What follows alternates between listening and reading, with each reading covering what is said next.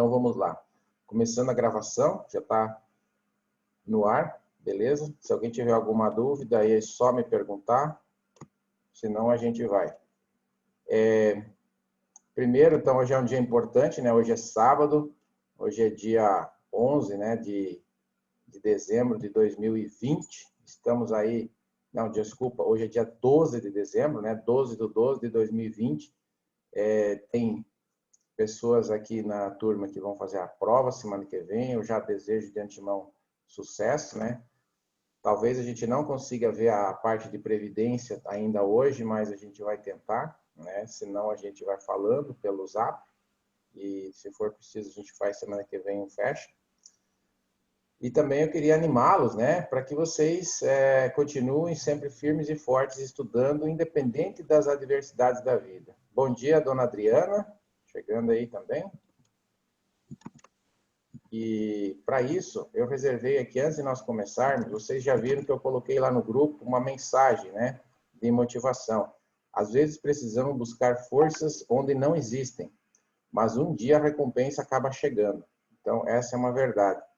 E para começar o dia de uma forma diferente, eu quero ler uma mensagem para vocês. Então, preste atenção. É a história, talvez vocês já conheçam, de um homem chamado Albert Einstein, né? Essa história diz assim, é bem rapidinho. Não desistir de tentar, além da teoria da relatividade, a persistência e luta pelos nossos sonhos é uma das principais lições que Albert Einstein deixou para a humanidade. Não desistir de tentar. Muita gente não sabe, mas o maior gênio do século XX era considerado um mau aluno e completamente inútil por seus professores da universidade. De origem humilde, ele passou dificuldades financeiras e esteve várias vezes desempregado após finalizar a faculdade. Um grande problema na vida de Einstein é que ele era incompreendido, pois costumava ter várias ideias de pesquisas e de possíveis teorias que eram vistas como impossíveis de estarem certas. Assim como ele passava muito tempo dedicando-se a elas, não era considerado um físico e matemático muito focado e nem inteligente. Entretanto, mesmo sendo totalmente desacreditado por seus professores e alguns familiares, Einstein não desistiu, e a sua incansável persistência o levou a conquistar o Prêmio Nobel de Física em 1921, além de ser consagrado o mais memorável físico de todos os tempos. Ou seja, enquanto todas duvidavam do que ele dizia, ele estava revolucionando o mundo da física com a sua capacidade de ir além e de acreditar no seu potencial. Como Einstein costumava dizer, há duas formas para viver a sua vida. Uma é acreditar que não existe milagre, e a outra é acreditar que todas as coisas são um milagre. Desejo que a vida de vocês seja a segunda opção, né? Que todas as coisas na vida de vocês sejam um milagre. Tenham fé em Deus, acreditem no seu potencial e tudo vai dar certo, tá bom? Agora vamos começar então. Espero que com essa mensagem... Amém. Valeu? Valeu, amém. Valeu. Show de bola. Tem várias histórias, né? Acho que... E outra coisa, para quem quiser sair da caixa final de semana, eu sei que é um filme antigo, mas vale a pena pensar que é uma história também real do Chris Gardner, né? Ele escreveu um livro e a partir disso o Will Smith gravou aquele filme A Procura da Felicidade em 2006, né? Já fazem 14 anos, vocês devem ter assistido. Mas vale a pena, de repente, assistir de novo nesse momento de vida que vocês estão passando e tal. Acho que vale a pena, né? A gente dar uma olhada nessas histórias e assistir com outro olhar para ver que nós somos capazes sim, que esse negócio, às vezes tem gente que coloca a gente para baixo, não sei o quê, fica falando que a gente não pode, que a gente não sabe de nada, né? Até a própria, às vezes, da família, né? Puxando a gente, nós não temos que depender de ninguém, nós temos que acreditar, acreditar, acreditar, botar na nossa cabeça que é possível e vai dar tudo certo. Esse é o primeiro passo para você ter sucesso, né? É a rota do sucesso, né?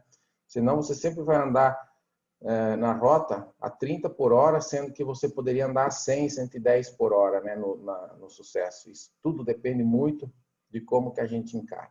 Beleza. Então vamos nessa.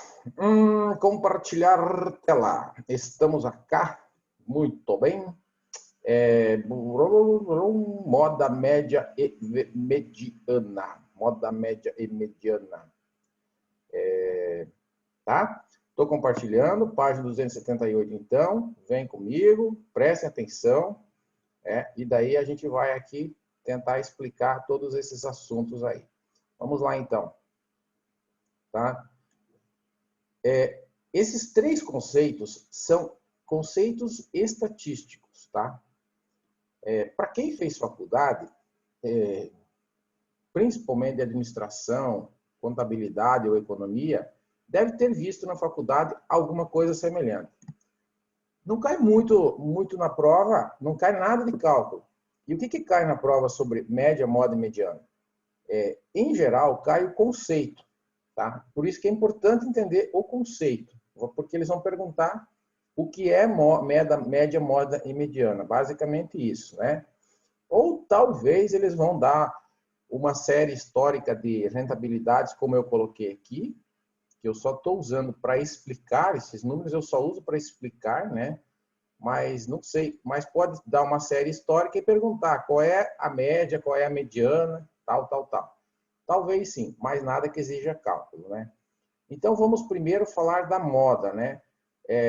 Desde lá do tempo que eu fiz faculdade na UniOeste, minha primeira faculdade foi em contabilidade, eu tive um professor aqui em Marechal Rondon, na UniOeste, chamado Nilson Freitag, né? Que faz muitos anos, e ele sempre falava que e há uma maneira que a gente explica até hoje, que a moda tem a ver com a moda que a gente se veste, né? Ou seja, qual é a moda do verão, né? O que as pessoas mais estão usando? Então, em termos de mercado financeiro, quando você olha uma relação de rentabilidades de um fundo de investimento, né, dos últimos 12 meses, 24 meses, se a gente olhar quais os itens que mais aparecem nesse período, isso significa que aquilo é a moda. Então, há uma tendência de que aquilo seja repetido em outras vezes, né? Se ele já aconteceu várias vezes no passado, pode ser que ele aconteça de novo. Por exemplo, eu coloquei aqui janeiro, fevereiro, março, abril e maio. 5 meses com 5 rentabilidades. Qual é a moda aqui? A moda que mais aparece é 1,20, que apareceu 2 vezes, né? Depois 1,50, 1,10 e 1,45. Então, a moda é 1,20. Não precisa fazer conta, não precisa fazer nada. É só olhar. E para mim lembrar o conceito de moda, o que eu faço? Aí você lembra aquilo que eu falei. Qual é a tendência da moda esse ano, no verão, né? Acho que as meninas que estão aqui comigo... Hoje tem um parceiro aí, né? Tem o Valmir, né? O Valmir, quinta-feira você me deixou sozinho com as meninas. Não foi ruim, foi ótimo. Batemos altos papos, né? Mas... Aí é legal, hein? Legal. Aí é bacana. As mulheres estão dominando o mundo, viu? Ainda bem, eu estou investindo. Estão, Em casa, estão. eu sou sozinho mesmo. Eu estou com 3 aqui, né? As minhas 2 filhas e a minha esposa. Eu sempre falo, vou investir nas mulheres para elas dominar o mundo, que daí eu fico tranquilo. Mas brincadeiras à parte, né? Isso é muito bom, né? Isso tudo é muito bom. E aí você analisa assim, eu estava falando das mulheres, porque eu ia falar justamente do conceito da moda, né? As mulheres são mais ligadas na questão da moda, pelo menos aqui em casa. Então, qual é a tendência do verão, né? Então, o que é o conceito da moda? É uma medida de tendência. Pronto, fica mais fácil para lembrar, né? Moda, tendência central, né? Então, ele aponta quantas vezes, né? Ou seja, numa frequência, quantas vezes ocorre essa tendência, quantas vezes esse valor aparece, né? Então, se nós estivermos numa sala nós tivéssemos hoje, nós 7, 8 aqui numa sala, né? A gente, vamos dizer que todos viessem de camisa cor-de-rosa, né? Então, ali a moda seria cor-de-rosa, mais ou menos assim, né? Então, a moda é aquilo que aparece mais, beleza? Então, moda não é tão complicado. Eu disse que o conceito é uma medida de tendência central e eu expliquei para vocês como identificar numa série, que são as prováveis duas perguntas da prova, né? Ou eles vão pedir o conceito, ou eles vão colocar uma listinha ali para você identificar qual é a moda, né? Não vejo grandes dificuldades até aí, concorda comigo, né? Beleza? Tá. Então, vamos falar da mediana.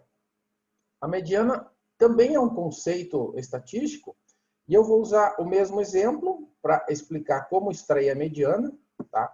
E também aqui está o conceito, né? Então, a ideia da mediana é o seguinte, você tem uma série aqui de rentabilidades, uma série de números, né? Uma série histórica, uma série de frequências, e a mediana, ela, em vez de calcular a média, ela divide o conjunto ao meio. Então, se eu pegar aqui, então, esse é o conceito, ó, ela divide o conjunto em dois subconjuntos, ou seja, ela divide uma série ao meio, divide uma série histórica ao meio, por isso que se chama mediana, tá? Ela divide uma série ao meio. Como assim, Cláudio, divide ao meio? Então, vamos lá. Vamos supor que eu tenho, então, aqui as rentabilidades dos fundos A e B, que vocês já estão vendo. Para calcular a mediana, a gente pega, coloca eles em ordem, primeira coisa, em ordem crescente, certo? Então, aqui eu tenho 5 elementos na série. Qual que é a mediana? É exatamente o número do meio, que também é 1,20. Ó. Então, ficou 2 para cá, 2 para cá, tá bom? Isso é a mediana. Pode cair isso aqui? Pode. Não é tão normal, né? Mas até pode cair, né? Mas o que você tem que ficar esperto, então? Que essa sequência de números ela pode ser ímpar ou pode ser par. Então, na par eu coloquei aqui, ó, coloquei em ordem. E outra, presta atenção nos números negativos, né? Ó, menos 1,70, menos 0,90, mais 0,60, mais 2,80, né? E eu eliminei o outro 2,80 para mim ficar com uma série de 4 aqui, ó. Quando tem 4, eu tenho que fazer a média dos dois do meio. Então, eu pego 0,90 mais 0,60 e divido por 2, deu menos 0,15, né? Então, a mediana de uma série par é extraída a partir da média. Tá, eu estou explicando aqui fazendo o cálculo. Se vocês não vão fazer cálculo, né? Como é que eles podem pedir na prova? Bem, eles poderiam pedir na prova exatamente isso que eu acabei de falar. Como é extraído a mediana numa série par? Você vai falar assim, fazendo a média dos dois números do meio, dos dois números centrais, tá? Tá vendo como dá para pedir questões teóricas em cima de questões numéricas? Outra pergunta. Qual é a mediana de uma série ímpar, né? É o número exatamente do meio. E a terceira pergunta, o que é uma mediana? Um valor que divide uma amostra ao meio, ou é o valor que divide um conjunto em dois subconjuntos, alguma coisa assim. Mas o que eu mais vejo eles falar é um valor que divide uma amostra ao meio. Isso aí também cai bastante na prova, tá? Então você viu? Já dei exemplo de 3 perguntas que podem cair na prova, tá bom? Então anotem aí que pode ajudar vocês. E a média, que é a última medida estatística, que talvez seja mais fácil, o que é média, né? Média é justamente você somar, então, todos eles, dá 6,45, por exemplo, aqui no fundo A, dividido por 5. Então, você vai pegar tudo isso aqui, 6,45 dividido por 5 vai dar 1,29. Então, a média é 1,29. O que é média? Média é justamente isso, você verificar entre todos qual é o número médio, né? Qual é a média de idade de uma turma, qual é a média de peso de uma turma e assim por diante, né? Então, o fundo A, em média, rende mais do que o fundo B. Só isso, tá bom? A média é muito utilizada no mercado financeiro para várias coisas, né? Depois nós vamos ver, inclusive, que a média é utilizada para se calcular a curva de Gauss, né? E assim por diante. Então, se nós usarmos a média, e por que a gente não... Qual é a diferença entre média e mediana? é que a média, ela pega todos os elementos e divide pela quantidade, só isso. A mediana, se a gente olhar para a mediana, qual que é o esquema da mediana? É excluir as laterais, ó, né? Ou seja, excluir vamos dizer assim, os excessos, né? Então, aqui teve uma queda de 1,70 e uma alta de 2,80. Percebe que eles estão bem distantes, né? Bem dispersos. Então, a mediana procura ir para o centro. Vou dar um exemplo prático do uso da mediana. Por exemplo, para que a gente não se engane com as decisões. Vamos supor que a gente está aqui nessa turma e que nós tivéssemos um aluno com 90 anos e um aluno com 15 anos, né? Ou seja, dois extremos, tá? A nossa média poderia ser influenciada por essas duas pessoas, tanto para baixo como para cima, tá? Se nós tivéssemos uma pessoa com 90 anos e todos os outros na faixa de 30, 40 anos, a nossa média seria influenciada para cima, tá? Aí usa-se a mediana. A mediana é uma medida mais central, ou seja, mais real, na verdade. Porque se nós pegar e somarmos a média, considerando a idade daquela pessoa de 90 anos, a média vai ficar lá em cima. Não reflete, às vezes, a realidade. Então, quando nós temos um fundo de investimento, por exemplo, de ações, onde ele oscila muito, né? Ou seja, ele vai lá em cima e vai lá para baixo, às vezes é melhor a gente olhar a mediana do que olhar a média. Porque essas posições onde ele, por exemplo, esse ano, ontem eu estava olhando um fundo de investimentos do Bradesco, que eu tinha falado para vocês, aquele que achei que a rentabilidade, que a taxa de administração era zero, mas já descobri que não é, né? Mas só que ele tá no aplicativo, primeiro parece zero, depois se abre a lâmina, daí aparece que é 1,5. Já fiquei de olho também, mas tudo bem. Isso não é o caso. Mas o que eu ia falar? No mês de março desse ano, todos os fundos renderam negativo, né? E esse fundo de ações que eu estava olhando, ele caiu 36%, tá? E isso é a realidade dele todos os meses? Não. Então, usando a mediana, a gente acaba expurgando esse valor, para ele não interferir muito negativamente na nossa decisão. Porque se você olhar a média desse ano dos fundos, você vai se iludir, vai falar assim, não, esse fundo não presta, esse fundo rendeu negativo. Espera aí. Mas foi um mês que deu por causa da pandemia, né? Que foi o mês de março, tá? Deu para compreender a diferença entre média e mediana, então? Né? Por que eu uso um, por que eu uso o outro? E o conceito, principalmente, né? Então, média, o conceito, o que é? Somar os elementos de uma série e dividir pela quantidade, né? Dividir por N. Tá bom? Alguma pergunta sobre média, moda e mediana? Não é tão difícil.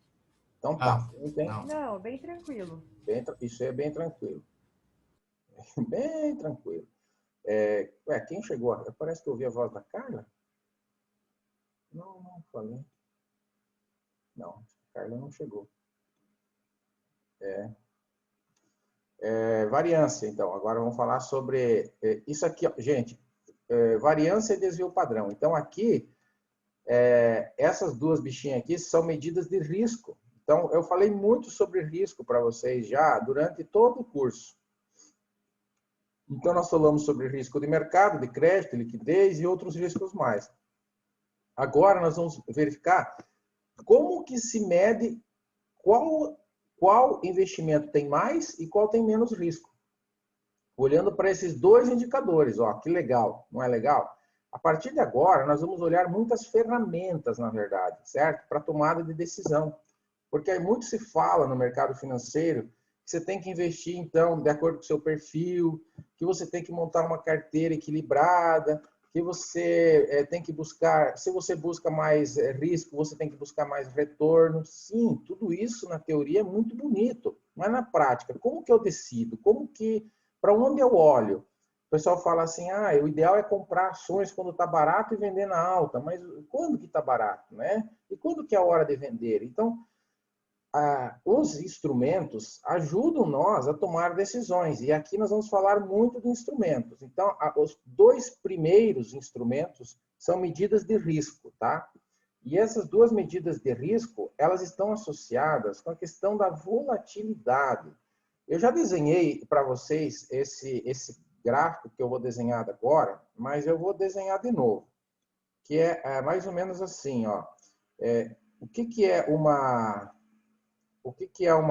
E tem tudo a ver com o que eu acabei de falar. O que é uma medida de risco? Vamos supor que eu tenho... Isso aqui é a média de rentabilidade de um produto, tá bom? Então, ele começa aqui, né? Isso aqui é como se fosse um gráfico. Então, começa aqui, né? Aqui. Então, aqui eu tenho o risco, aqui eu tenho o retorno. Então, ele vai subindo aqui. Beleza? Então, eu tenho um gráfico de rentabilidade. Muito bem. O que acontece com esse gráfico, gente? Olha, aqui, ó, essa aqui é a média, né? É a média, né? Mas o preço, né, que está aqui embaixo, essa aqui essa aqui é a coluna do preço, né? E aqui é o retorno. Então, a gente vai aqui, ó, o preço um dia vai lá para cima, outro dia vem aqui para baixo, outro dia vem aqui, aí ele fica aqui de lado um pouquinho, daí ele vem para cá, daí ele vem para cá, daí ele fica zanzando aqui, daí aqui ele vai de novo assim, vai indo, vai lá para cima, volta aqui para baixo, entenderam? Então, é mais ou menos assim, né? Ele faz o que ele quer, né? Tá? Muito bem. O que eu quero dizer com isso? Que existem momentos em que o ativo tem bastante o quê? Volatilidade. Ó. Aqui ele foi lá em cima, né? Bem longe da média. Aqui também, aqui também, aqui também, aqui também. Ou seja, quando ele está longe da média, ele está bem distante, né? Distante da média, ele está disperso. Quanto maior essa distância, quanto maior essa dispersão aqui em relação à média, porque se ele está na média, ele está bem, ele está fazendo o que se propõe. Quando ele está longe da média, significa que ele está disperso. Esse grau de dispersão é medido através da variância e do desvio padrão. Então, anotem aí. Variância e desvio padrão são duas medidas de dispersão. Tá? Isso é um termo estatístico também. E o que é dispersão? Cara, dispersão é que, sabe aquele aluno que está na sala de aula, mas não está? Está de corpo presente só e a alma não está lá? Né? É um aluno que fica viajando, pensando na morte da bezerra, ou seja, está disperso, né? É como esse cara aqui, ó, está lá em cima, sozinho, lá, né? E a média está aqui embaixo. Então, quanto mais longe, né, os valores vão se encontrar do valor esperado, isso significa que é mais desvio ele tem, mais variância, ou seja, mais risco, né? Porque um fundo que anda em cima da média é um fundo de baixo risco. Um fundo que fica oscilando desse jeito, para cima, para baixo, para cima, para baixo, para cima, para baixo, é um fundo que oscila muito. Então, é um fundo que tem mais risco. Não falei antes que variância e desvio medem justamente o risco? Então, a variância é uma forma de medir o risco. Que risco? O risco de mercado, ou seja, a oscilação, né? Os desvios em relação à média, tá? Os dois medem a mesma coisa. Vou usar o exemplo que eu tinha dado antes. Como que é calculada a variância e o desvio? Bem, a variância e o desvio são calculados a partir das rentabilidades passadas. Então, vamos dizer aqui, eu coloquei os dois, mas um só serve, né? Vamos dizer que eu tenho aqui o fundo A, né? O fundo A eu tenho uma média de 1,29. Então, como eu falei, a média serve para nós calcular o risco. Então, eu vou pegar a média, nós vamos pegar a média e calcular a variância, tá? E aí a gente chega em dois números. Isso aqui que vai cair na tua prova. Esse monte de número aqui é a fórmula, beleza? A fórmula, eu não coloco a fórmula, mas a fórmula é o quê? É exatamente a média, tá vendo? Eu peguei a média, descontei a rentabilidade aqui do período e elevei ao quadrado. Só isso, né? Elevei ao quadrado. E isso, depois, a soma disso aqui, eu divido por n menos 1, que é 4. Ah, professor, por que dividiu por 4 e não por 5? Porque são 5 meses. Porque a fórmula tem n menos 1 no denominador. Tá? Então, essa é a ideia da fórmula. Mas o que cai na prova, afinal de contas, se tem esse monte de número aí? Cai na prova a interpretação do número. Então, anotem isso aí. Dentro desses dois fundos, olhando para a variância, qual tem mais risco? Essa que é a ideia, né? A forma de cálculo é a mesma. Aqui eu peguei a média também, descontei a rentabilidade de 1 por 1 e elevei ao quadrado. E depois dividi por por 4. Qual tem mais risco? O que tem mais risco é o fundo que deu uma variância maior. Então, quanto maior a variância, maior o risco de mercado. 4,29, né, contra 0,3. E quanto mais próximo de zero, menor o risco, mais perto da média. Então, provavelmente o fundo A, olhando para aquele gráfico, o fundo A é aquele que está em cima da média aqui, ó, né, porque ele está quase zero. E o fundo B é esse que está em vermelho aqui, oscilando que nem um louco, né? Vai para cima, vai para baixo. Então, essa é a diferença. E quando a gente olha para a rentabilidade, faz sentido, ó, porque num mês ele rendeu positivo, no outro mês rendeu negativo, né? Aqui rendeu positivo muito mais e aqui rendeu negativo muito mais, né? Então, você veja como que faz sentido, tá? E aí o reflexo se deu na variância. Então, variância já fala, quanto varia, né? Quanto mais varia, mais risco. Basicamente, essa é uma das perguntas da variância, tá bom? Aqui eu explico como que eu fiz o cálculo, né, que eu já disse para vocês. E aqui tem o resultado. Quanto maior a variância, maior o risco, nesse caso o fundo B, né? E a variância, ela é usada também para calcular uma outra medida de dispersão, tá? Então, nós temos duas medidas de dispersão, como eu já disse lá no começo, né? A variância e o desvio padrão. E além de a variância ser usada para analisar o risco, ela também é usada para calcular o desvio padrão, tá? E como que se calcula, então, o desvio padrão, né? É a partir da raiz quadrada da variância, beleza? Isso aqui é uma pergunta muito tradicional de prova também. Então, eles vão pedir para vocês como se calcula o desvio padrão, tá? Não vão pedir para calcular, não vão pedir para tirar a raiz quadrada de nada, mas eles vão pedir como se calcula o desvio padrão. Então, você lembra que a variância serve para isso, tá? Então, a raiz quadrada da variância é o desvio padrão. E o que é o desvio padrão? Pá, primeiro, é uma medida de dispersão. Segundo, mede risco, tá? Igualzinho a variância. Os dois medem a mesma coisa. E como que calcula? Você pega a variância e eleva ao quadrado. Então, a análise é a seguinte, ó. Quanto maior a variância, maior o desvio padrão e maior o risco, tá certo? Então, nesse caso aqui, ó, o desvio padrão ficou 0,17 para o fundo A e ficou 2,07 para o fundo B. Ou seja, a mesma análise da variância, ó. Quanto maior o desvio, maior o risco. Então, qual que tem maior risco? O fundo B, né? Porque tem um desvio maior. Então, essa é uma outra pergunta da prova. A prova vai colocar para vocês duas situações ou mais. Tipo assim, fundo A 0,17 e fundo B 2,07. Qual desses dois fundos possui maior risco? Tá? Essa é a ideia. E para calcular o desvio padrão e a variância, a gente não precisa mais do que um ativo. O desvio padrão ele é calculado de um em um. Eu estou falando isso porque essa é outra confusão que a prova faz. Porque para fazer a correlação, que daqui a pouco eu vou explicar, precisa de dois ativos. E aqui não. Eu só estou usando dois para comparar. Mas observe que cada um tem o seu cálculo, tá? Então, o desvio padrão do fundo A é 0,17. Pronto. Ah, eu sou conservador, eu quero investir num fundo que tem baixo risco. Qual dos dois eu escolho? Essa é outra pergunta de prova. Aquele que tiver o desvio mais próximo de zero.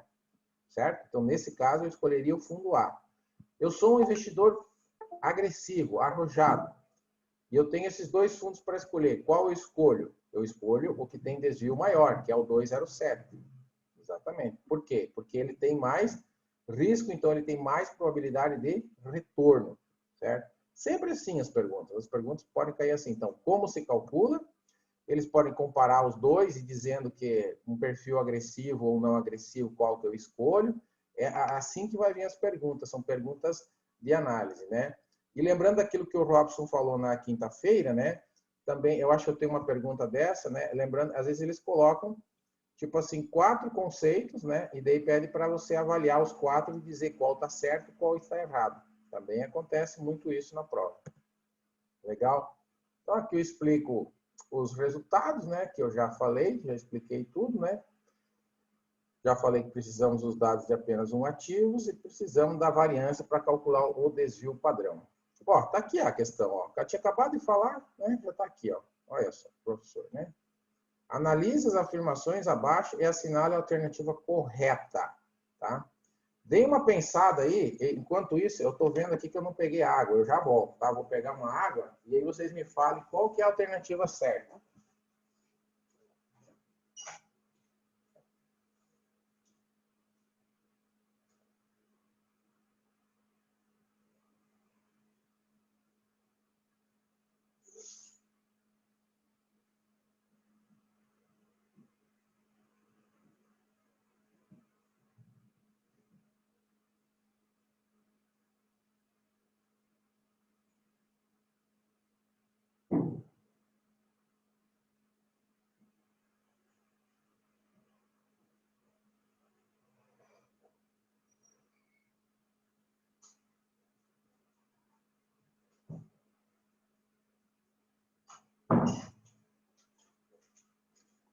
Pronto, voltei.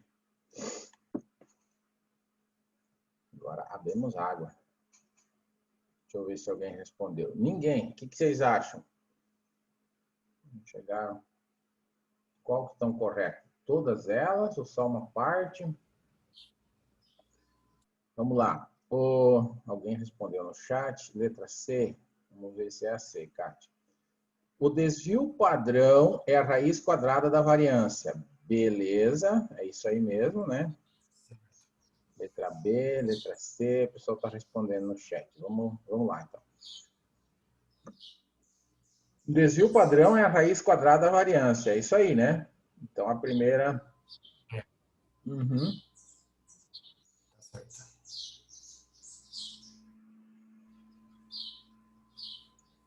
Então, a primeira está certa. Se a primeira está certa, não é a letra B. Então, eu gosto sempre, nesse tipo de questão, eu gosto de sempre tentar eliminar. É uma estratégia que nós temos que usar também, né? Não podemos ficar só... né? Temos que fazer o uso de todas as ferramentas. Oi? Faço isso também. Isso aí. Temos que usar as ferramentas que nós temos para passar na prova. Então, isso aí é uma estratégia. Claro. A segunda está errada. Por quê? A variância é a raiz quadrada do desvio. Não, isso aqui é o contrário da primeira. Então, se a primeira está certa, a segunda não. Tá? Então, se a segunda está errada, a C eu elimino também. Não. Elimino a D e a A, né? Que tem o 2. Opa. Desculpa. Elimino a D, que a 2 está errada. Elimino a D. Que tem a 2 errada. E a A também, que tem a 2. E a A também. Ou seja, eu já sei que a certa é a letra C. Mas, como a gente está estudando, vamos tentar ir até o final. A vantagem de usar o desvio padrão, ao invés da variância, como medida de dispersão, é que a sua interpretação é mais fácil. Olha, segundo os estatísticos, é isso mesmo, tá? O desvio padrão é mais fácil de interpretar. Então, ficou como verdadeira também. Por isso que é a letra C. E por que a 4 está errada? Porque está dizendo que apenas o desvio padrão é uma medida de dispersão. Não, não é verdade. O desvio padrão, medida de dispersão, as duas são, né? A variância e o desvio padrão são medidas de dispersão. As duas são medidas de dispersão. Essa letrinha O minúscula aí é o símbolo do desvio padrão, tá? Se cair na prova, e cai, tá? Para vocês identificarem, beleza? É mais ou menos assim. É um O minúsculo. É o símbolo do desvio padrão. Tá joia? Então, letra C, né? Eu vi que a maioria acho que respondeu exatamente isso. Ah, sim. A maioria respondeu a letra C. É por aí mesmo, tá bom? Então, é assim que cai na prova, né? Pode cair separado isso aqui, né? Ou seja, de cada uma dessa pode originar uma pergunta também, né? Dá para fazer uma perguntinha disso daqui, ó. Por exemplo, apenas, né? Quais são das alternativas abaixo consideradas medidas de dispersão? Essa é uma pergunta. Dá para fazer com essa 4 aí, dá para fazer uma pergunta também, né? Quais são? Aí eles vão colocar lá,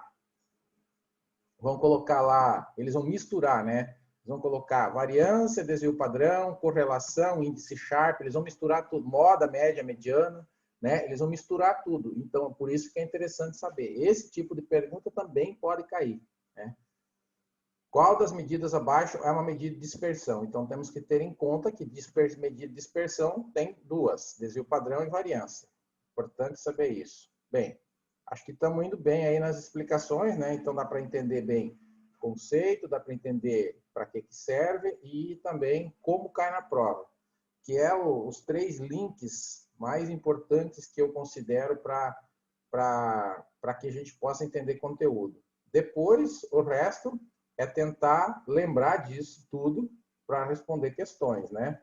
Aquilo que a gente já vem falando ao longo dos dias. Outro assunto, então. Covariância e correlação agora, né? Então, vamos lá. Esse é um assunto também que cai na prova da seguinte forma. Vamos supor que você, então, já analisou o risco, já aprendeu sobre moda, média e mediana, e aí você quer saber o comportamento de 2 investimentos, se eles têm ou não têm relação. Por exemplo, vamos falar de nós, né, de pessoas, né? Tem pessoas que têm amigos que não se desgrudam, ou seja, amigas que não se desgrudam também. Que onde uma vai, a outra vai. Onde um vai, o outro vai. Ou seja, eles sempre andam juntos. Tá? Estou dando esse exemplo porque, em termos de mercado financeiro, é mais ou menos a mesma coisa. Um fundo, se ele é ativo, ou passivo, melhor dizendo, o que o fundo passivo é? É um fundo que acompanha o benchmark. Então, se eu pegar, vamos dizer que esse aqui é o fundo A, e essa aqui seja a média do fundo A, e esse aqui é o CDI, não, de baixo, vamos dizer que seja o CDI, olha só. Isso aqui significa que eles estão, né, um está seguindo o outro. Ou seja, um fundo passivo, ele tem que seguir o seu benchmark, né? Então, esse aqui é o fundo A, né? E esse aqui é o benchmark, tá bom? Nesse caso aqui, eles têm uma covariância positiva, eles têm uma correlação positiva, porque eles andam juntos e na mesma direção, tá? Então, o primeiro conceito de covariância é uma medida que avalia 2 variáveis. Avalia uma medida que analisa a comparação, compara 2 variáveis. Então, diferente do desvio padrão que analisa risco, a covariância e a correlação, que são média a mesma coisa, só estou explicando separado porque a forma de cálculo é diferente, ela mede como 2 variáveis se interrelacionam, tá bom? Porque é o seguinte, ó, se caminham juntos e na mesma direção, é uma coisa. Agora, tem, por exemplo, tem pessoas que falam assim, eu vou dar exemplo de pessoas, não me leve a mal, mas é só para ficar mais fácil para entender, né? Tem pessoas que, às vezes, para ir numa festa, né? Agora não dá para ir em festa, mas na casa de alguém, começa a fazer a lista, né? E daí fala, se fulana for, eu não vou. Quem vai? Primeira coisa, tem gente que é assim, né? Pergunta, quem vai? Tem gente que não quer nem saber, quer saber só se vai ter chopp, né? Mas tem gente que quer saber quem vai primeiro para ela confirmar ou não. Isso quando não confirma e depois desconfirma, tá? Ou seja, essa pessoa tem uma covariância, a relação, a inter-relação dela não acontece de forma linear. Ou seja, quando uma vai, a outra não vai. Então, quando isso trazendo para o mercado financeiro, se nós formos comparar, por exemplo, o dólar e o índice da bolsa. Quando o dólar sobe, o índice da bolsa cai. Geralmente assim, né? Então, esse gráfico aqui ficaria mais ou menos assim, ó. Vou tentar especificar, né? Mais ou menos exatamente invertido, tá vendo? Ó? Então, quando a bolsa cai, o dólar sobe, quando a bolsa sobe, o dólar cai, né? Essa é mais ou menos uma exemplificação gráfica do que acontece com 2 ativos que se comportam de maneira contrária, tá certo? E a covariância e a correlação medem exatamente isso, qual é o comportamento entre elas. E é importante eu saber qual é o comportamento para quê? Para mim comprar esses ativos e colocar na carteira.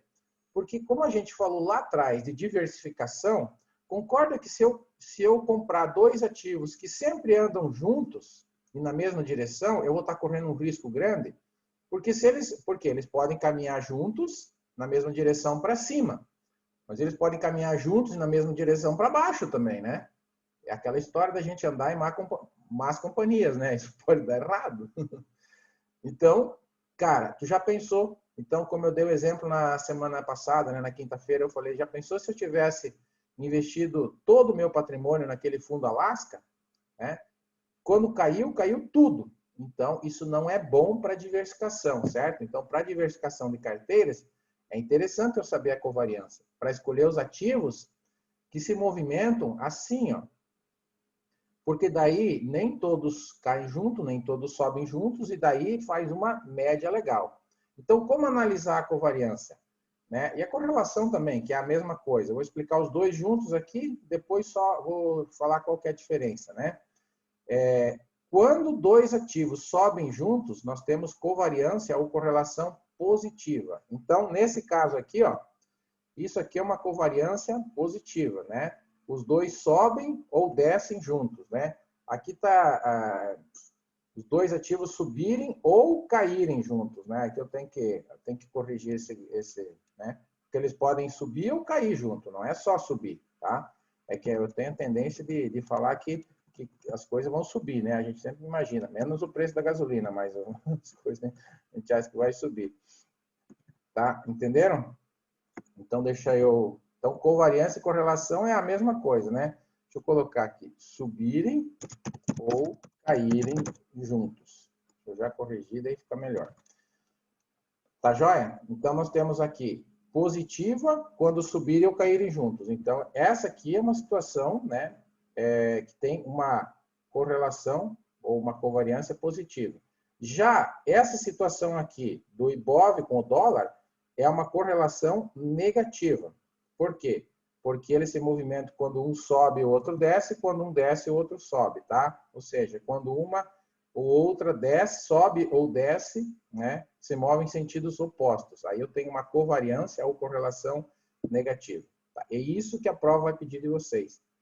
E quando tiver próxima de zero, não tem interrelação. Então, se a gente pegar... E como que faz essa análise? Bem, pega as rentabilidades passadas, aplica na fórmula e calcula a correlação, tá? Então, essa é a questão. A diferença entre a covariância e a correlação é que a covariância ela é uma medida não padronizada e a correlação ela é padronizada. Como assim a correlação é padronizada? Padronizada por quê? Que a correlação vai de -1 a +1, tá? Então, correlação e covariância medem a inter-relação entre dois ativos. Ponto. A mesma coisa, beleza? Qual é a diferença entre covariância e correlação? A covariância não é padronizada. A correlação vai de -1 a +1, então ela é padronizada. Fica mais fácil de analisar. Por exemplo, eu quero analisar aqui a correlação entre A e B. Então, quanto mais próxima, lembra que eu falei do negativo e do positivo? Então, aqui é a mesma coisa, só que aqui eu tenho um número para me guiar. Então, quanto mais próxima de -1, significa que eles se movem em sentidos opostos. Quanto mais próxima de +1, significa que se movimentam no mesmo sentido. E, se for 0, significa que não existe relação, tá? Essas são as informações essenciais para a gente calcular, para a gente responder na prova, né? Nós precisamos de dois ativos, porque nós estamos comparando a inter-relação, não tem como fazer só de um, né? E eu preciso da covariância para calcular a correlação. É a mesma história da variância para o desvio padrão. Então, essas variâncias, né? Essas variâncias, elas são utilizadas para calcular o outro índice, né? Não consigo calcular um sem ter o outro, né? E aí, em termos de diversificação, né? Qual que desses casos aqui que seria, no caso, melhor ou pior? Então, vamos considerar aqueles dois fundos, né? Aí eu fui lá no Excel, né? A gente faz isso aqui no Excel e calcula a correlação, né? Então, a correlação ficou 0,96, ou seja, eles têm, os dois têm uma correlação alta, né? Próxima de +1, né? E isso significa que eles andam juntos e na mesma direção, né?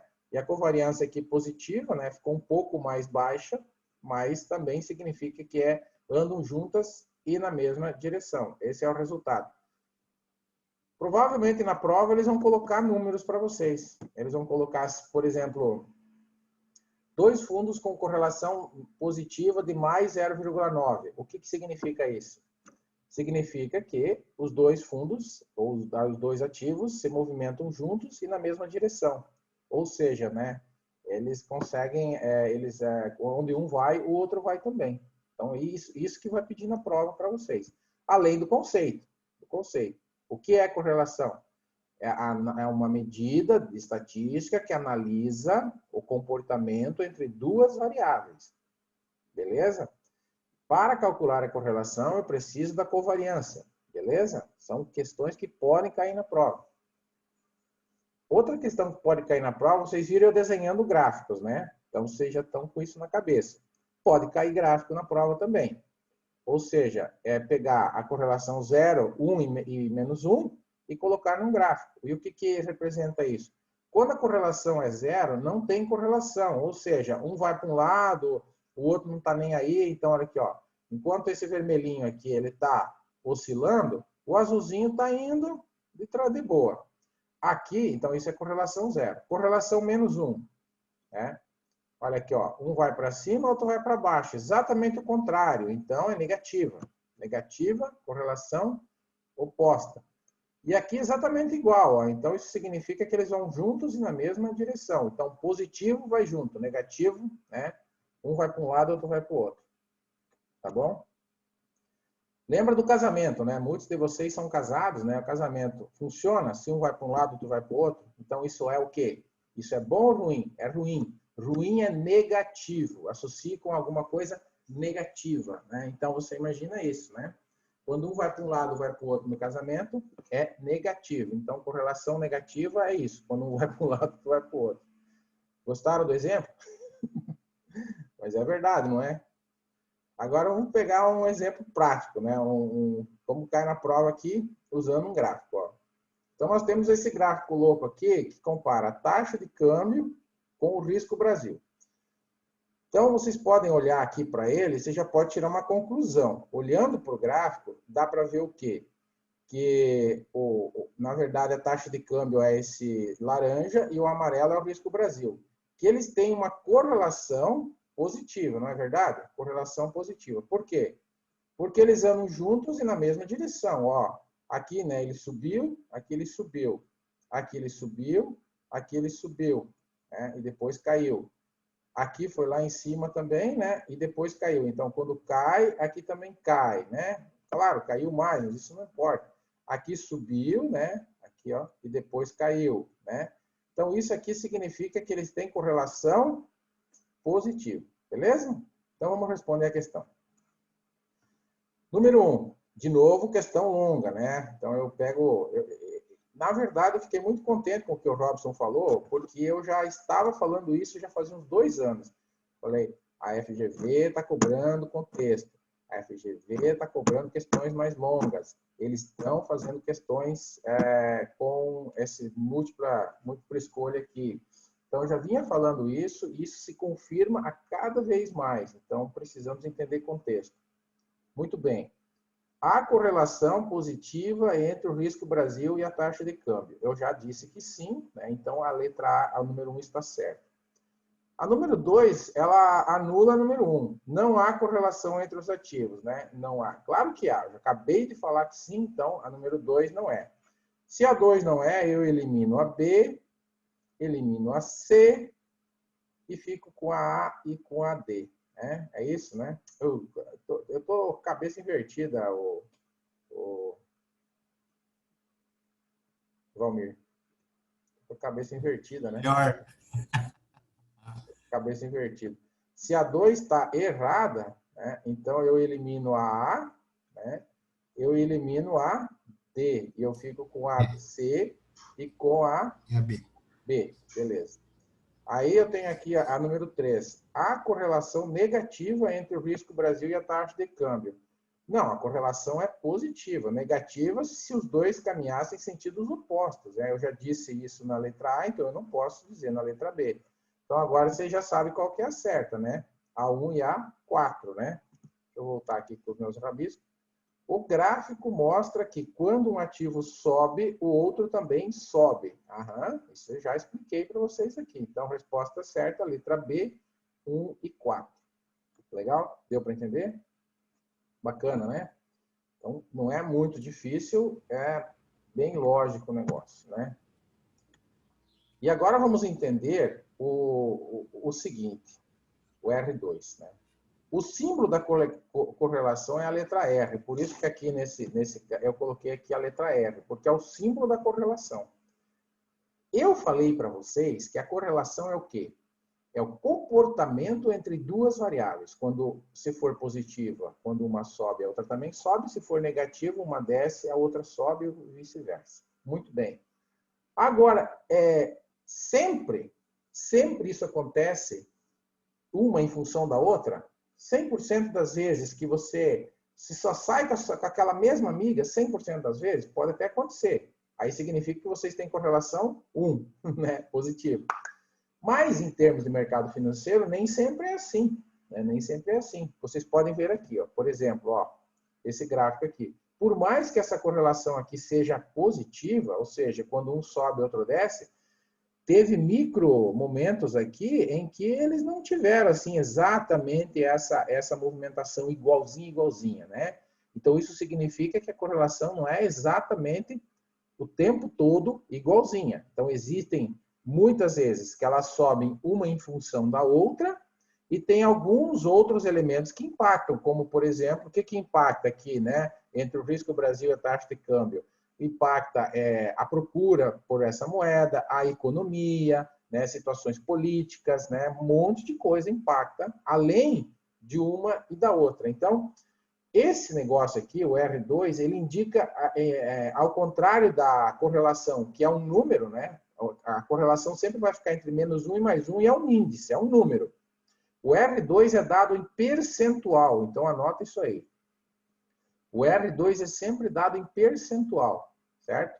E ele mostra justamente quantas vezes que um ativo varia em função do outro, tá? Então, é uma variável que explica os resultados em percentual. Tá? E como que é calculado? Simplesmente pega a correlação e joga para o quadrado. Só isso, né? Então, é bem fácil de dar uma explicação assim para o investidor, né? Então, vamos pensar nesse exemplo que eu dei ali. Ó. Vamos supor que a correlação desses dois aqui, então, seja 0,79. Esses dois caras aqui seja 0,79, tá bom? Vou usar o mesmo exemplo, para ficar mais prático. Correlação positiva 0,79. Esse é o exemplo dessa tela aqui, tá bom? Comparando a taxa de câmbio e o risco Brasil. Certo? Certo? Então tá bom. Vou tirar daqui para voltar para cá, só para explicar por aqui. Como é que eu vou saber o que significa 0,79? Que eles se movimentam juntos e na mesma direção. Mas vocês já perceberam que como é menor do que 1, significa que não é todo o tempo que eles se movimentam juntos na mesma direção, um por causa do outro. Existem 0,21 aqui, né, para chegar em 1. Existe 0,21% 0,21 que não acontece uma em função da outra. Então, para saber em termos percentuais, eu vou pegar o 0,79 e elevar ao quadrado, tá? 0,79 ao quadrado significa o quê? Eu vou pegar 0,79 vezes 0,79. Precisa fazer isso na prova? Não, mas eu vou fazer só para mostrar. Isso vai dar 0,79 vezes 0,79. Claro, tem que multiplicar por 100 no final, para transformar em percentual, sempre tem que multiplicar por 100. Então, 62%. Esse é o número. Então, quando você eleva um número ao quadrado e multiplica por 100, você transforma em percentual, né? Em porcento, certo? Então, significa que aí que vem a análise, né? Que é o que interessa para nós fazermos, certo? Então, eu vou voltar lá agora, né? 62%, tá? Entenderam? O que significa esse negócio? Que 62% da variação da taxa de câmbio é explicada pela variação do risco Brasil. E vice-versa. Ou seja, toda vez que a taxa de câmbio sobe, 62% das vezes que a taxa de câmbio sobe, ela sobe porque o risco Brasil subiu ou vice-versa. Ou o risco Brasil caiu, a taxa de câmbio também cai. Isso acontece em 62% das vezes. E 38%, ou seja, que é a diferença de 100 para 62, isso varia em função de outros fatores, como eu falei. economia, PIB, guerra, né, eleições e assim por diante, tá bom? Então, essa é a ideia, né? Beleza? Sempre pensem assim. Então, quando cair na prova, né, uma questão e colocar a correlação, vamos dizer que coloca a correlação, que a correlação é mais, vamos colocar menos agora, um número negativo, menos 0,6. O que significa isso primeiro? Que quando uma sobe, a outra cai, correlação de menos 0,6. Qual que é o R2 disso aqui? Cara, 6 vezes 6, 36, tá? 36%. Beleza? É simples assim, 36%. Então, para calcular, é simples. Para interpretar também, o que significa 36%? Se ela é negativa. Que em 36 vezes, que quando um sobe, o outro desce. Tem uma em função da outra. Então, aqui poderia ser o exemplo do IBOV e do dólar, que eu dei antes, tá? Então, se a correlação for negativa 0,6, isso significa que em 36% das vezes que a bolsa sobe, ela sobe por causa do dólar, por causa da queda do dólar. E em 36% das quedas do dólar, o dólar cai por causa do Ibovespa. As outras 64% das quedas e altas acontecem por outros motivos. Mas, Cláudio, está negativo? Como é que você colocou positivo aqui? Toda vez que eu elevo, isso é matemática também, toda vez que eu elevo um número negativo ao quadrado, fica positivo, o resultado fica positivo, né? Isso eu aprendi lá no ginásio. Para quem tem mais de 40, foi no ginásio. Para quem é mais novo, foi no ensino médio, né? Ficou mais bonito agora, né, Adriano? Ficou mais bonito, né? Vocês perceberam que quando eu vou falar de data, de prazo antigo, de coisa, eu sempre me refiro a Adriana, né? Mas é com muito respeito. Sim, sim, professor, eu entendo. E Adriana? Mas sim, sem problemas. Não dá para a gente negar, né, a nossa experiência de vida. Ela deu risada. Ai, Tá bom, então vamos lá. Tá entendendo? Tá fazendo sentido para vocês isso aí ou tá muito difícil? Comenta aí comigo. Kézia, tá achando bom? Cadê a Kézia? Oi, professor. Sim, sim. Tô aqui. Tô Tá aqui. fazendo sentido? Valmir, tá fazendo sentido? Tem. Dá Tem um pra- teste rápido no próximo aí, eu acho que vai ficar mais claro. Mais claro, No próximo o quê? A próxima tela aí. Pula Tá. ela aí pra gente ver. Ah, tá. Beleza. Aí Então vamos lá. Ó, aí tem um exemplo prático bacana. Exatamente, é igual aquele de antes lá. Eu gosto muito desses dois exemplos aqui com o gráfico. Apesar que esse gráfico é muito louco, na verdade, você não precisa do gráfico para responder a questão. Eu coloquei o gráfico para complicar um pouco mais, porque a prova às vezes coloca, né? Mas o que esse gráfico quer dizer? Aqui eu mostro exatamente, ó, a correlação entre o dólar e a bolsa, né? E dá para ver aqui, ó, olha aqui, ó, quando o dólar cai, a bolsa sobe, que é mais ou menos o movimento real que eles fazem todos os dias, tá? Isso significa que eles têm uma correlação negativa ou positiva? Negativa. Negativa. Exatamente, ó, porque quando um cai, o outro sobe, né? Os gráficos não são tão, apesar que isso aqui é um gráfico real, né? Mas nem todos os ativos a gente pode dizer que eles têm correlação tão clara assim, tá bom? E todo o ativo tem como fazer, a gente tem como comparar a correlação. Então, e como que calcula a correlação? Bem, eu uso, como eu falei, o Excel, né? Mas tem como fazer no HP também. Então, como eu disse aqui, ó, a correlação é negativa e aqui eu dei um número. É negativa 0,95. Então, o que isso significa? Que quando um sobe, o outro desce. Mas a pergunta quer saber, o que significa? Ela deu o R2.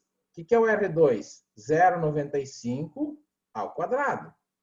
Beleza? Menos 0,95 ao quadrado dá 90%. O que significa os 90%? Os 95% você já sabe. Quando um sobe, o outro desce. E os 90%? Significa o quê?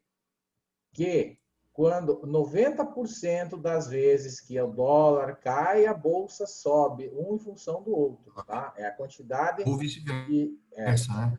Hã? Ou vice-versa, né? Ou vice-versa. Então, a resposta correta é Quando um cai, justamente a outro letra sobe. B, tá? Que é a questão, ó. 90% das quedas da bolsa são explicadas pela alta do dólar ou vice-versa, né? Porque elas podem subir ou cair, como antes eu corrigi lá no slide anterior, tá? Então, a letra A diz assim: a bolsa e o dólar se movimentam na mesma direção. Isso aqui não é verdade, porque a gente está vendo no gráfico justamente isso e o número aqui não nega. A letra B, 95% das vezes em que a bolsa sobe, o dólar sobe e vice-versa. Não, não é verdade. 95%, esse número nem existe, na verdade. Tá? O porcento é 90. O 95 não é porcento, o 95 é um índice. Eu já falei para vocês que vai de -1 a +1. Então, está totalmente errado. E a C, 95% das altas da bolsa são explicadas de novo. Não existe esse 95%, tá? Nosso negócio é 90%. Então, quando a questão falar em percentual, é sempre o nosso amigo correlação ao quadrado. Daí vai virar porcento. Mas não é exatamente o mesmo número. Por exemplo, se for menos 0,95 vai dar, ao quadrado, vai dar 95%. Não, não é assim. Não vai dar exatamente. Perceba que vai dar 90. Pega a calculadora, se você duvida, e multiplica. 0,95 vezes 0,95 igual vezes 100. Ó, vai dar 90,25. Ó a minha HP aqui que eu peguei aqui do lado. Né? Muito top. 90,25, 90%, tá bom? Então não vai nessa ilusão também na questão, né? Ah, é 95%. Não, tá bom? Não é uma questão difícil essa aqui. Se a gente entender essa lógica, não é difícil. Mas tem muitas pessoas que às vezes fazem simulados, às vezes não conseguem acertar por causa do raciocínio, tá? Eu espero que com essa explicação vocês conseguem responder. Daqui a pouco nós vamos fazer o simulado. Daí no simulado tem várias questões boas nesse sentido, nessa linha. Agora vamos falar do índice beta, tá bom? O que é o índice beta, né? Vamos conversar um pouco sobre esse. É um outro indicador do mercado financeiro que serve para alguma coisa, né? E os ativos têm esse cálculo também, os fundos também usam muito. Ele mede a sensibilidade de um ativo, né? Mede a sensibilidade. Por quê? Porque a gente já viu correlação, que um vai para cima, outro vai para baixo, eles andam juntos ou separados. Aí, cara, tem o seguinte ainda, assim, dentro do mercado, existem vários tipos de ativos diferentes e cada um reage de uma forma diferente às notícias, ao mercado, né, a oscilações, então cada um reage diferente. É mais ou menos como nós, né? Vamos supor que eu chego aqui e falo para vocês no grupo que a minha cachorrinha morreu, né? Puxa, provavelmente vai ter gente aqui no grupo que vai ficar triste, que vai chorar, que, né, vai falar, puxa, que pena. E provavelmente vai ter aqueles que não vão estar nem aí, falar assim, ah, morreu, compra outro, né? Então, da mesma forma como nós somos diferentes e temos reações diferentes à notícia boa e notícia ruim, as ações também são assim, principalmente as ações e o mercado financeiro, né? Pode ver, quando aconteceu aquela notícia lá do Sérgio Moro, que ele leu a carta de demissão dele, o mercado caiu naquele dia mais de 10%, né? Deu até circuit breaker. Então, é isso que acontece quando o mercado reage naquele momento, ele interpreta que a notícia é muito ruim. Naquele momento foi ruim e depois logo o mercado reagiu de volta porque viu que nem era tão ruim assim. Mas isso aconteceu em vários momentos, né? Quando teve lá também em 2015, não sei se vocês recordam que o dono da JBS lá, o rapaz lá, acho que o nome, Joesley, ele foi lá fazer uma gravação com o Temer, que era presidente da República, né? E gravou isso, e daí isso saiu no dia seguinte na mídia, né? E ele, inclusive, fez uma transação lá em dólar com a empresa dele e tal, né? Que isso é informação privilegiada, isso é insider, né? Que não é proibido. Depois ele teve que desfazer o negócio. foi descoberto toda a treta, né, na verdade, mas isso como que o mercado reagiu àquela época, né? Muito mal, né? Caiu também a bolsa, foi terrível, né? Então, tem como medir isso, qual é a sensibilidade de cada ativo. Para que eu preciso saber disso se eu já sei a correlação, se eu já sei o risco? Justamente. É como se eu fosse fazer uma seleção de pessoas para contratar para minha equipe, mais ou menos isso, né? Não tem os nossos amigos coaches aí, né, utilizam lá vários instrumentos. Um deles é o DISC, né? O DISC é um instrumento para avaliar perfil comportamental. Então tem o dominador, tem o influenciador, tem o cara que é mais cético, mais em cima da lógica, né? E assim por diante, né? Tem o cara que é mais sociável, né? Que é a letra S. Então, se eu contratar só pessoas com perfil dominador, aquele cara com perfil de liderança, de passar por cima de todo mundo, que ignora as emoções, eu vou ter uma equipe de trator, na verdade. É bem capaz deles até baterem todas as metas, mas eles vão destruir com o emocional da equipe, né? Ou vão acabar com os associados, né? É muito perigoso a gente ter só um perfil, só um tipo de pessoas na equipe. Nós temos que ter um equilíbrio entre as pessoas da equipe. O RH usa esses instrumentos para selecionar as pessoas. Da mesma forma, quando eu vou selecionar ativos para minha carteira, se eu colocar só ativos de um tipo, né, eu vou ter problemas também, né? Por exemplo, só ativos com beta que sejam muito sensíveis à notícia boa ou ruim. Quando vem notícia ruim, eles vão desabar, tá? Que nem o cara que vai chorar quando morreu o cachorrinho. E isso não é bom. Então, como analisar o beta, né? Primeira coisa. Então, como calcular o beta? Então, é uma medida de risco também, né? De mercado. Risco, né? Mas ele compara o meu ativo com o mercado. Essa é a diferença. O desvio padrão analisa risco também, mas é o risco do ativo, só o risco daquele ativo, baseado nele mesmo. Esse beta analisa comparando com todo o mercado. Essa é a ideia. Como assim, né? Então, ele usa aqui a covariância, né, e a variância para fazer isso. E aí eu tenho 3 cenários possíveis, ou 4 cenários possíveis, né? O beta pode ser maior que 1, igual a 1, menor que 1 ou igual a 0.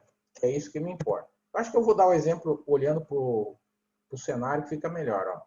Beta maior que 1. Beta 1,5. Tá? É isso que vai cair na tua prova. Ó. Bem desse jeitinho. Ó. O beta de 1,5. O que significa isso? Se o mercado subir 10%, o meu ativo sobe 15%. Por que 15%? 10% vezes 1,5. Tá? Então, se vier uma notícia boa, ele sobe mais do que o mercado. Agora, se o mercado cair 10, o meu cai mais também.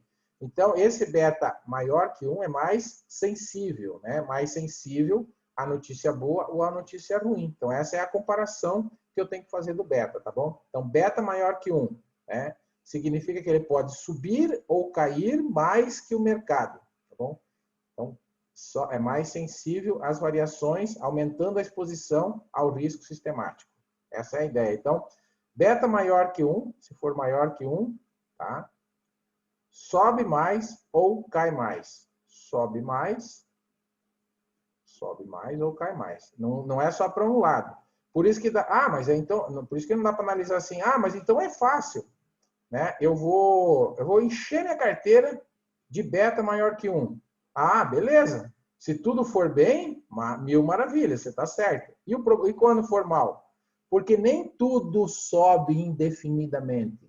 Nem tudo sobe o tempo todo, né? Sempre nós temos altos e baixos, e isso vale para qualquer coisa, qualquer fase da vida, para qualquer ativo. Então, nas ações não é diferente. Outro cenário agora com beta menor que 1, beta 0,5. Mercado subiu 10%, o meu subiu só 5%. Por quê? Porque 10 vezes 0,5, tá vendo? Agora, quando cai menos, tá? Então, beta menor que 1 significa o quê? Sobe menos e cai menos. Sobe menos e cai menos, tá? Estão entendendo esse esqueminha aqui? Como que pode cair na prova o beta? Eles podem falar assim, para um perfil conservador, qual beta que é melhor? Maior que 1 ou menor que 1? Essa é uma pergunta de prova. Qual que vocês acham? Para um perfil conservador. Menor que 1, né? Conservador? Ó, exatamente. Está aqui a explicação. Ó. Beta menor que 1. Ele é menos sensível às variações. Então, para um perfil conservador, né, é indicado esse beta aqui, tá bom? Então, esse aqui, ó, menor que 1, perfil conservador. Perfil agressivo, beta maior que 1. Viu como é que a gente pode sempre fazer associações com o perfil ou com outros conceitos? Então, um cara arrojado ou agressivo tem beta maior, ele prefere investir em beta maior que 1. E o beta igual a 1 significa que eu corro o mesmo risco do mercado, tá? Então, beta igual a 1, eu estou correndo o mesmo risco de mercado, tá? Beleza? Então, se eu quero beta menor que 1 é para um cara conservador, beta igual a 1, de repente, seja também para um cara conservador, né? Então, mas ele acompanha o mercado. Então, beta igual a 1 acompanha o mercado, né? Então, vou colocar aqui que acompanha o risco de mercado. Beleza? Acompanha. Aí fica fácil, 3 palavrinhas-chave para nós lembrarmos, tá? E o beta 0, né? Eu não coloquei aqui o 0, significa que não tem correlação. Beta 0 não tem correlação. Não tem, beta 0 significa que o ativo não tem nada a ver com o mercado. Vamos dizer assim, que eu coloquei aqui, ó, o ativo não sofre influência do mercado, né? O que é muito difícil, mas tem ativos com beta 0. Quer olhar o beta do teu fundo de investimento? Olha na lâmina, geralmente lá tem o beta. Ajuda a tomar a decisão. Aqui eu coloquei 3 exemplos bem legais, ó. A Petrobras, a Vale e o Banco do Brasil. O beta da Petrobras, 1,3, maior que 1. Notícia boa, notícia ruim. O que acontece? Quando vem notícia boa para a Petrobras, ela sobe 30% mais do que o mercado. Quem é o mercado? O Ibov. O mercado é o Ibovespa. Tá? Como 30% a mais? Claro, é 1,3, né? Então, eu vou pegar, tipo, se o mercado subiu 1, o meu subiu, né? Subiu 1, o meu subiu 1,3, é 30% a mais. É bem assim. Agora, se vier notícia ruim, a Petrobras vai cair, provavelmente, 30% mais. A Vale, o contrário, 0,8. Significa o quê? Se vier notícia boa, a Vale vai subir menos que o Ibovespa. Tá? O Ibovespa sobe 1, ela sobe menos 0,8. Mas quando cai, cai menos também. Então, é uma proteção para a carteira eu colocar ativos com beta menor que 1. E o beta igual a 1 significa o quê? Que acompanha, ó, eu tinha falado antes. Beleza? Beleza?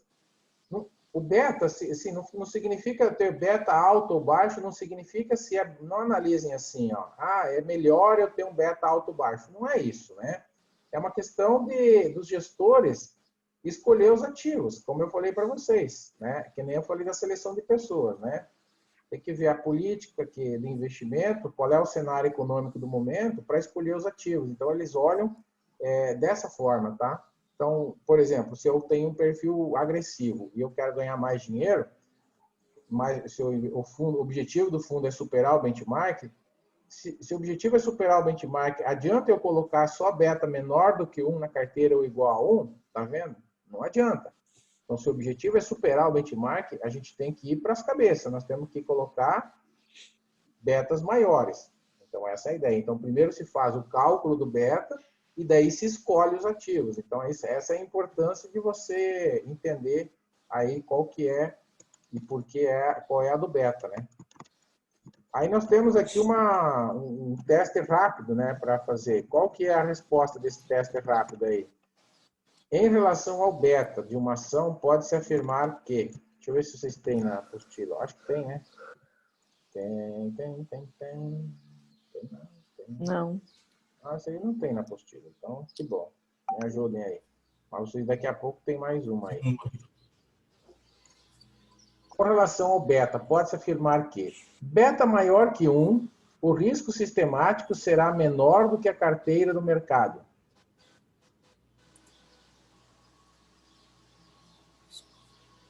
Não, né? Beta maior que 1, o risco sistemático será maior. Beleza? Vamos pensando aí. Igual a 0, o risco sistemático será igual à carteira do mercado. Não, igual é quando é 1. Então, também não é. 0 não tem interferência. Isso, 0 não tem influência. Do mercado. Não é igual. Aqui é sem influência. Sem influência.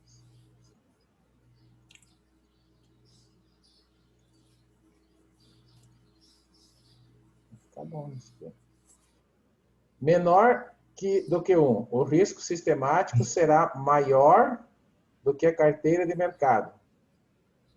Não. Não. Tá? O risco sistemático será menor. Então, menor que 1, Menor. o risco vai ser menor.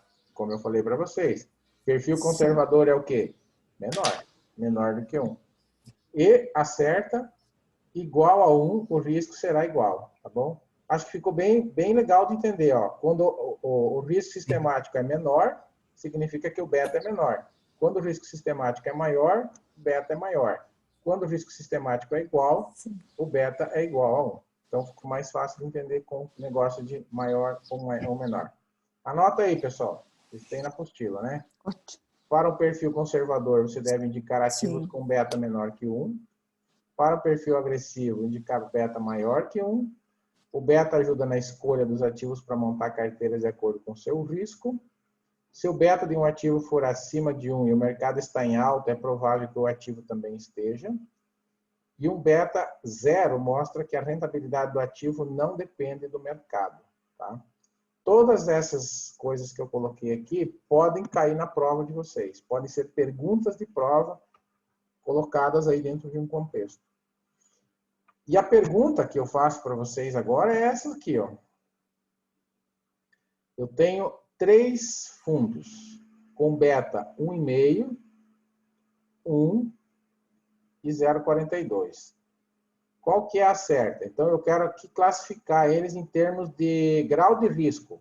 Qual que tem mais risco, né? Mais risco é esse aqui, né? Esse aqui seria beta maior que 1, então ele tem mais risco sistemático, né? Concordam? Tá? Mais arriscado. Esse aqui tem um risco igual e esse aqui tem um risco menor. Tudo bem? Porque ele está abaixo de 1, está igual a 1, maior que 1. Então, mais ou menos essa classificação. A partir disso aqui, eu respondo agora as alternativas. Letra A. O fundo A pode ser classificado como risco baixo. Não. Risco alto. Né? Não. Esse risco. Tá bom? Risco alto. Por quê? Beta maior que 1. E o C como risco alto. Não, o contrário. O C é risco baixo. Por quê? Beta menor que 1. O fundo B pode ser classificado como risco médio. Beleza, risco médio. E o fundo C como risco baixo. Beleza, me parece que está certo. Sim. O fundo A tem risco alto. Certo. E o B e o C risco médio. Não. O C tem risco baixo. Não é médio, não. Porque é menor que 1.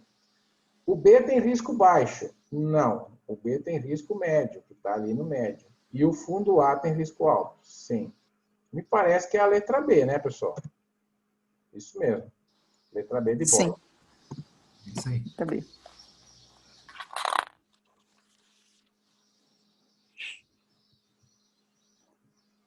Show? Vamos embora, que hoje eu tô bom para explicar. Até eu tô gostando das minhas explicações. Eu vou guardar esse vídeo aqui depois.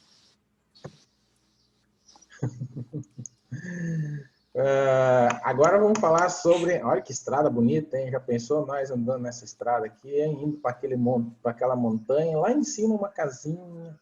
Aí você chega lá, um inverno, uma lareira, alguma coisa assim, um vinho. Bom, né? É bom sonhar também, né? Vamos lá. Mas não deve ser no Brasil essa estrada aqui, tá muito, não tem buraco.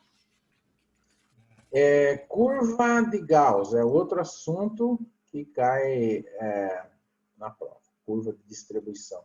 Não, Cláudio, não cai na prova. Tá aqui só para bonito. Cláudio, se liga, Cláudio. Claro que cai na prova, né? Curva de distribuição normal. O que significa esse negócio? Significa que se eu quero saber, até agora eu estava falando que os ativos então se movimentam juntos ou na mesma direção, que existe uma variação de beta e tal, e coisa arada, sensibilidade.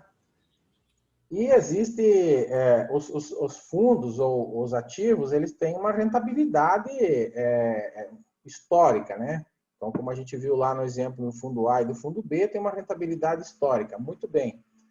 Qual é a probabilidade dessa rentabilidade se repetir no futuro, baseado na rentabilidade, na média passada dos fundos? Então, a ideia dessa curva aqui é justamente mostrar para a gente, em termos de percentual, qual é a probabilidade de um ativo se afastar da média.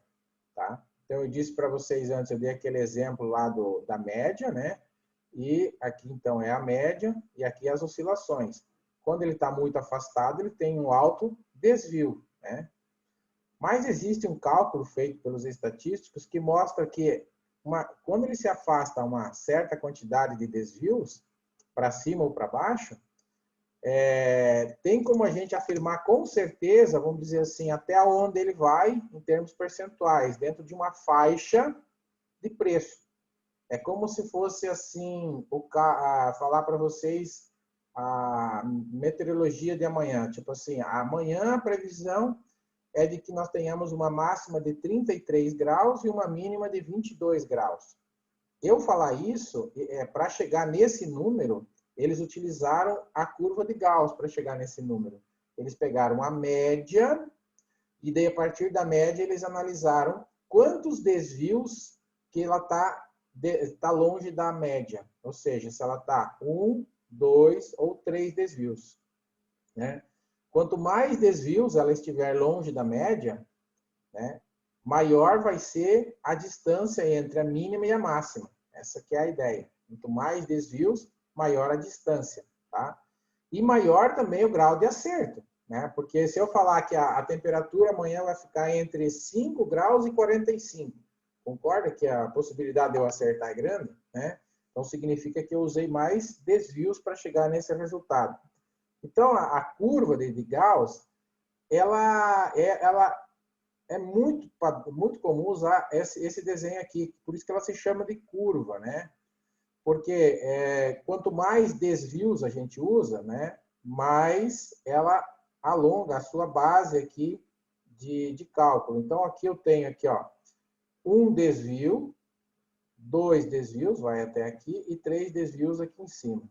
Então, quando a gente usa 3 desvios adicionados à média, nós temos um grau de acerto de 99%, um grau de confiança que a gente fala. Né?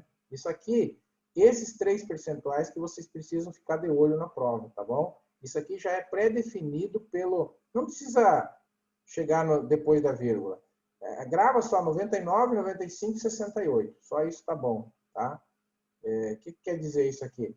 Esses percentuais é o grau de confiança que a gente tem no resultado. Né? Quanto que a gente tem de confiança.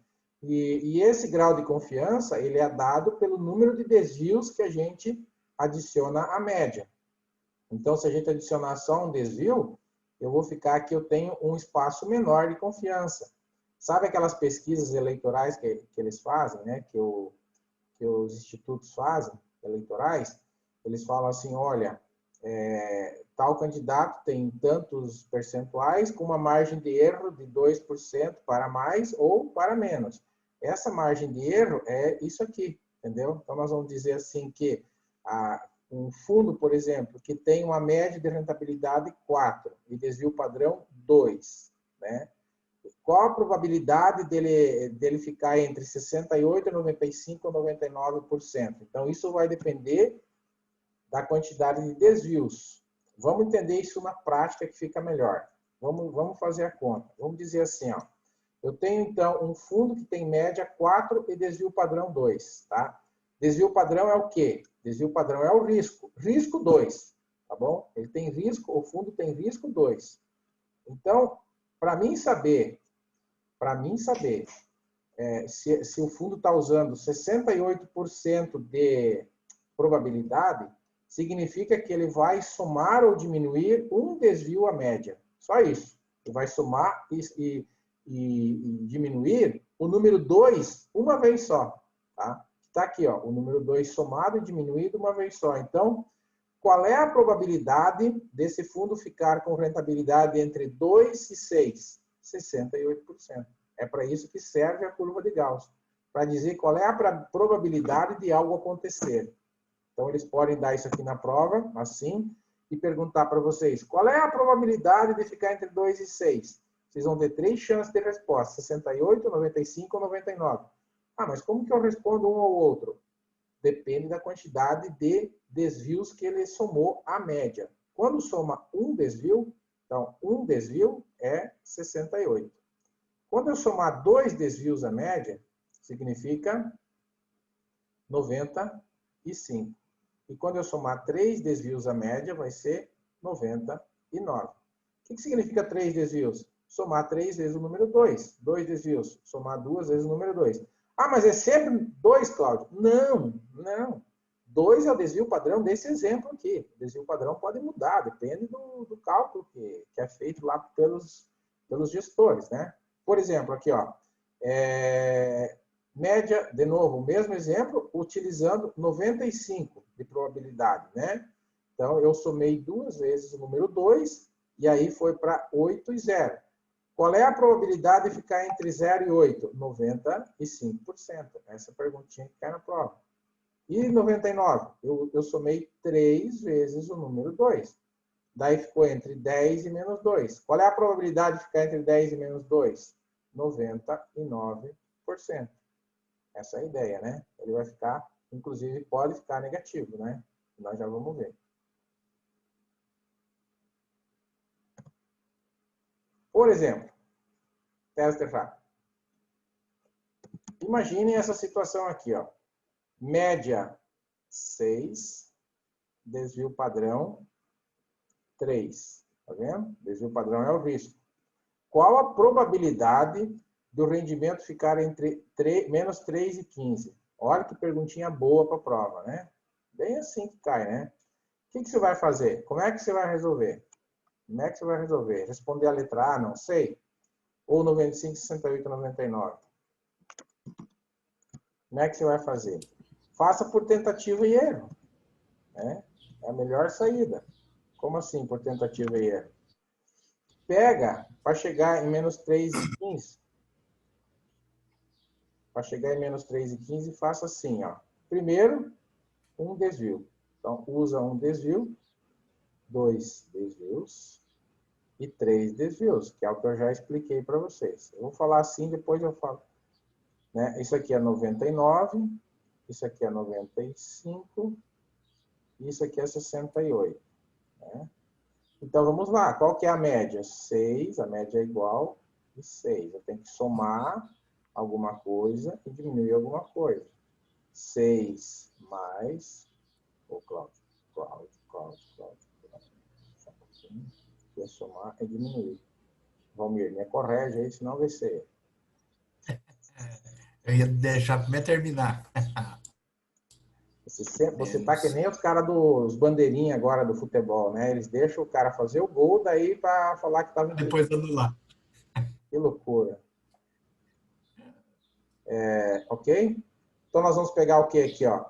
Aqui, como é um desvio, qual que é o desvio? Desvio padrão. Número 3. Concorda?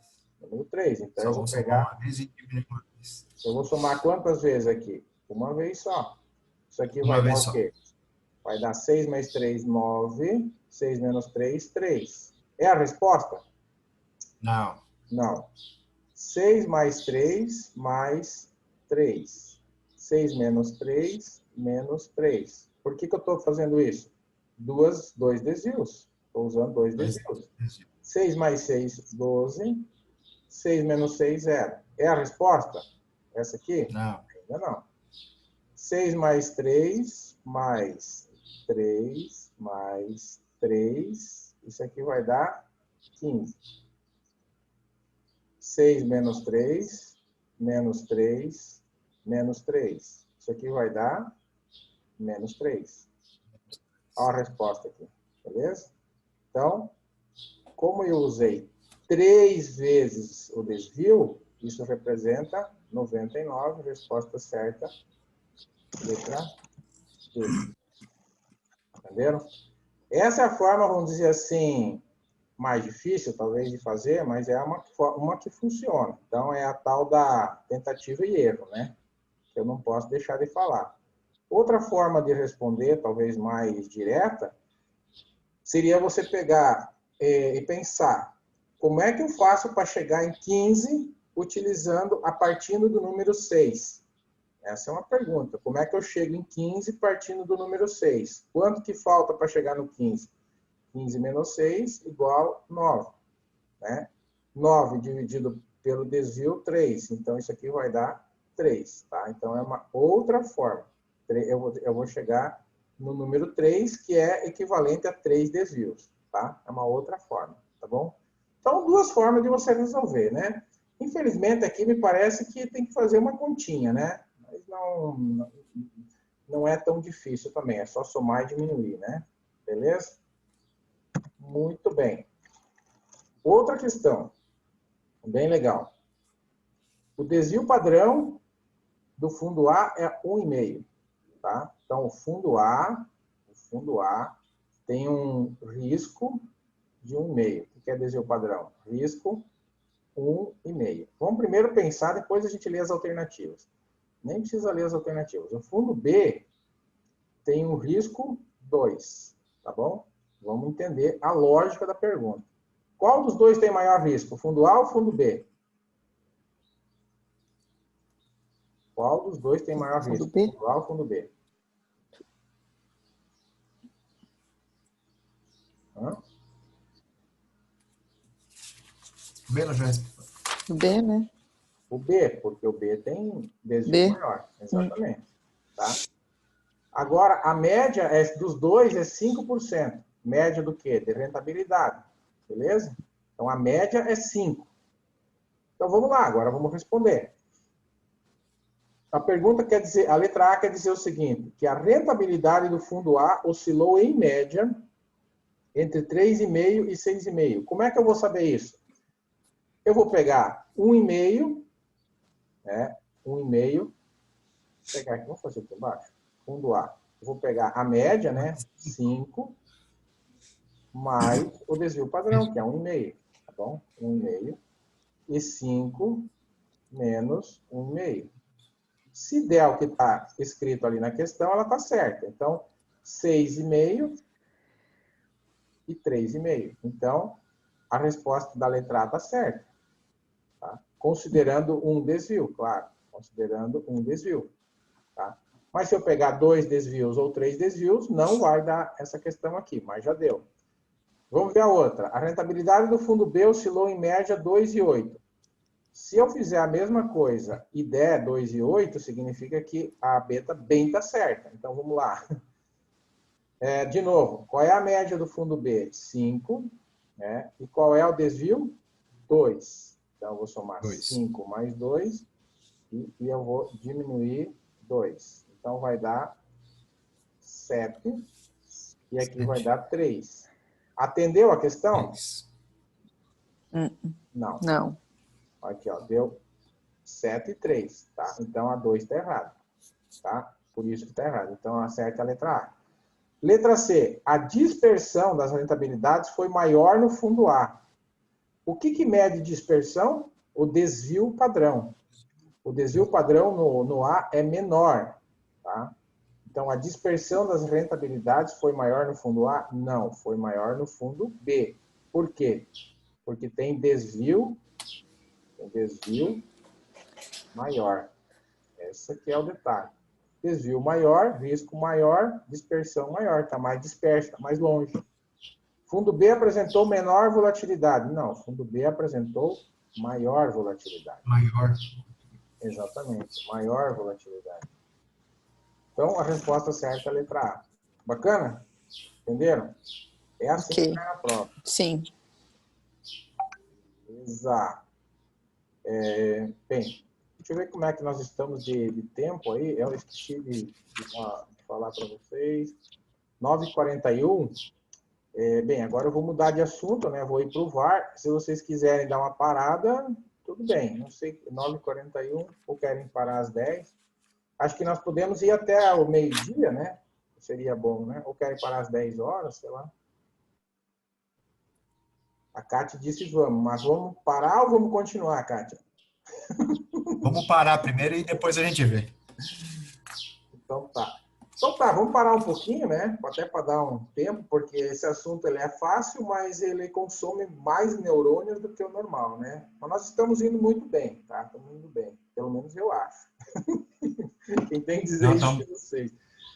Beleza, vamos dar uns 10, 15 minutos aí. Sim. Sim? Beleza. Deixa eu interromper aqui. Sim. Tá bom. Vamos dar uma pausa, então, uns 10, 15 minutos e já voltamos. Vou achar um café aqui também para mim. Já voltamos, pessoal. Fique à vontade aí para fazer pergunta também. Vou pausar aqui.